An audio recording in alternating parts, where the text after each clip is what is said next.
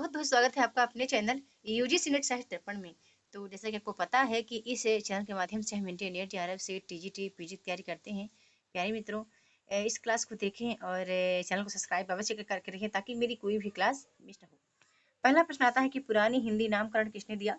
ध्यान रखिएगा, यहाँ पर जो ऑप्शन में है उन पर एक दृष्टि आपको रखनी पड़ेगी। तो हमारा जो करेक्ट आंसर है वो 4 नंबर करेक्ट है, गुलेरी जी ने। पुरानी हिंदी का नामकरण किसने दिया? तो गुलेरी जी ने दिया है। ठीक है, यहाँ पर हमारा करेक्ट आंसर है। अगला फिर प्रश्न आता है कि इनमें से कौन नकेनवादी रचनाकार नहीं है?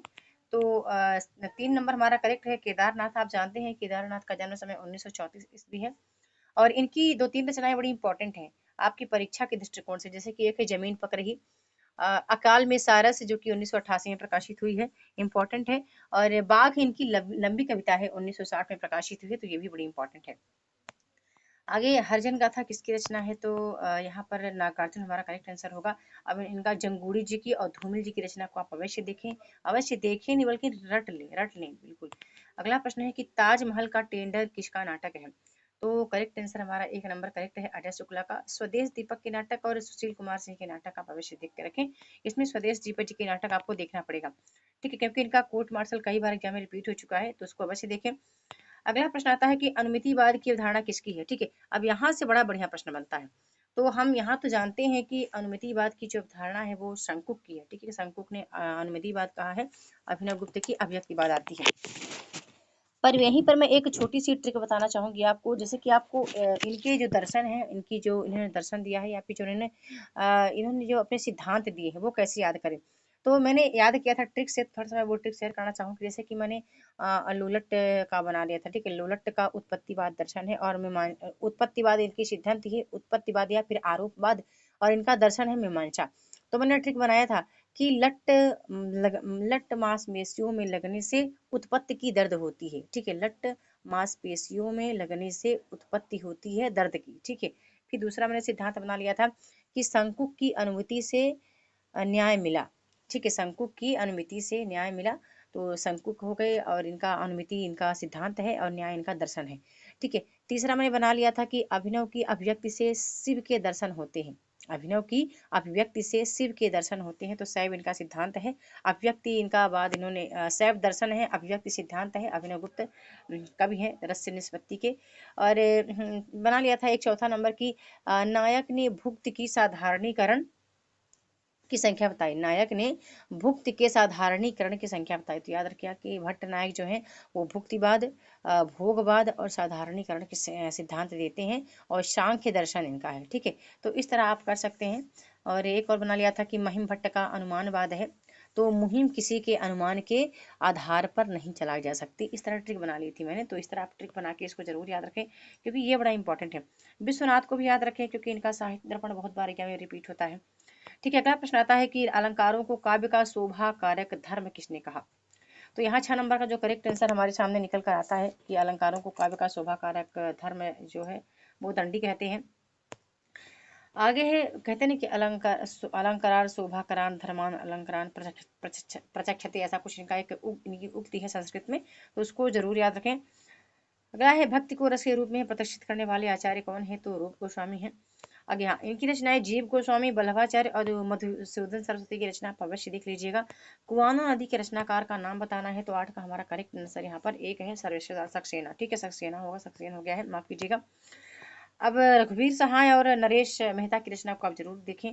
अगला है शब्दार्थों सहित वक्र का व्यापार सालनी के प्रतिष्ठापक आचार्य का नाम बताना है, तो 9 नंबर का हमारा करेक्ट आंसर 2 है, कुंतक। ठीक है, यहाँ पर कुंतक वक्र सिद्धांत कुंतक का है, तो इसके लिए मैंने बहुत सारे ट्रिक किए थे, कई ट्रिक मैंने से बना लिए थे कि ताकि मुझे संस्कृत के जो आचार्य हैं उनका कोई भी मिस्टेक ना हो मुझसे। ठीक है, ऐसे ही मैंने ट्रिक बनाए थे पाश्चात्य विद्वानों को याद करने के लिए। तो आप यदि कमेंट करेंगे तो इसका मैं जिक्र करूंगी यूट्यूब पे क्लास पर, तो आप कमेंट करके अवश्य बताएं। अगला है कि इस भाषा से मैं सारे हिंदुस्तान को समझ सकूंगा, हिंदी भाषा के संदर्भ में यह कथन किसका है? तो 10 नंबर का करेक्ट आंसर हमारा यहाँ पर 2 नंबर करेक्ट है, विलियम कैरे का। अगला प्रश्न आता है कबीर की को बाड़ी का डिटेक्टर किसने कहा? तो आप जानते हैं हजारी प्रसाद द्विवेदी ने कहा है ना। अगला प्रश्न है कि सूर सागर का उपजीव्य ग्रंथ कौन सा है? श्रीमद् भागवत है। नेक्स्ट आता है केशव कहीं न जाए का कहिए पंक्ति होगा, माफ कीजिएगा यहाँ पर कट गया है, पंक्ति होगा। ठीक है, पंक्ति आप कर लेंगे। उम्मीद करती हूँ आप जानते हैं कि टाइप मिस्टेक बहुत ज़्यादा होता है जब हम वॉइस टाइप करते हैं। ठीक है, तो पंक्ति की रचयिता कौन है? तुलसीदास जी हैं। अगला प्रश्न आता है कि कामायनी का प्रकाशन वर्ष बताना है, तो 1936। अब कामायनी लेने का जो आशय है यहाँ पर, कामायनी में जितने सर्ग लगे हुए हैं उनको आपको देखना है। सर्ग का क्रम भी आपको देखना है कि किस क्रम में कौन सा सर्ग का नेम अंकित किया गया है। आपको देखना है कामायनी के लिए कई विद्वानों ने जो अपनी उक्ति कही है ना, वो भी देखना है। फिर कामायनी के प्रमुख पात्र देखना है। ठीक है, ये कामायनी की पंक्तियां तो पूछ ली जा सकती हैं, पर कामायनी में जो कुछ बेसिक हैं वो चीजें आप जरूर याद रखें। आगे आता है, कामायनी में हृदय का प्रतीक कौन है? देखो, एक प्रश्न इस तरह का प्रश्न बनता है तो 15 नंबर का करेक्ट आंसर हमारा श्रद्धा होगा। 1 नंबर हमारा करेक्ट आंसर है।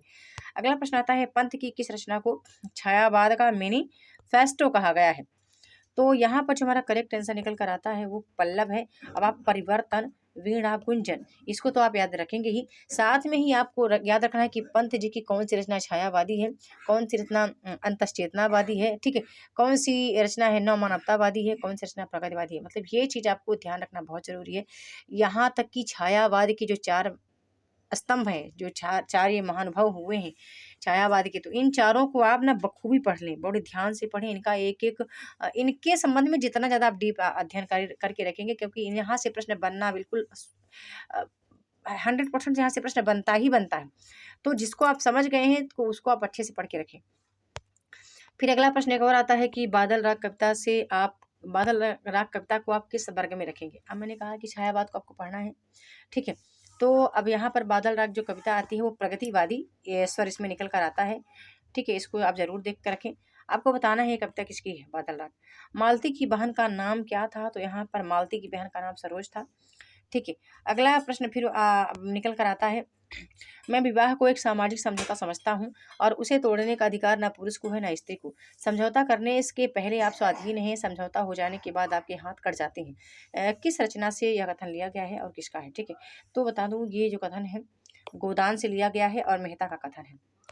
फिर एक अगला प्रश्न निकल कर आता है कि गिल में गलीचा है, गुनीजन है, चिक है, चिराके की चिरागन की माला है। इस उद्धरण का प्रयोग किस निबंध में हुआ है? तो इसका हमें जो करेक्ट आंसर बताना है 20 का, तो 2 नंबर हमारा करेक्ट है। कविता क्या है निबंध में इसका जिक्र हुआ है। तो ये कुछ महत्वपूर्ण 20 प्रश्न थे और मैं चाहती हूँ कि आप अपना अध्ययन करते रहें, अपनी तैयारी को आप सही दिशा दें, सही मार्गदर्शक के समक्ष आप अपने बात को रखें कि क्या चीज़ें आपकी कंप्लीट हो चुकी हैं, क्या नहीं है, कहाँ पर आपके डाउट हैं। तो बहुत बहुत धन्यवाद। लाइव क्लास आप 3 बजे अवश्य जुड़े लाइव क्लास में। आज पाश्चात्य काव्य शास्त्र से लाइव क्लास है, तो बहुत बहुत धन्यवाद।